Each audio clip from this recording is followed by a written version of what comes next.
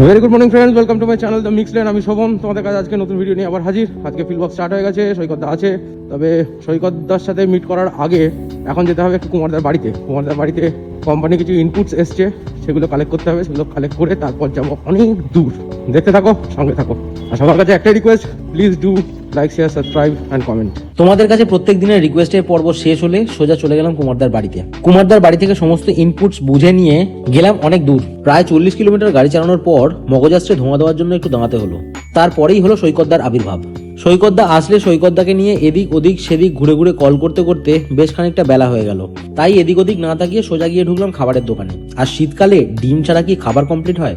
খাওয়া দাওয়া সেরে দিনের বাকি কাজটা কমপ্লিট করে সোজা গেলাম বাড়ি পৌঁছে দেখি আমার ছেলে তার উলঙ্গ পাছু নিয়ে গরমি স্টেপ দেখাচ্ছে। হাই গরমি। আজকের ব্লগটা এখানেই শেষ করলাম। Thanks for watching. কমেন্টে অবশ্যই জানিও কেমন লাগছে।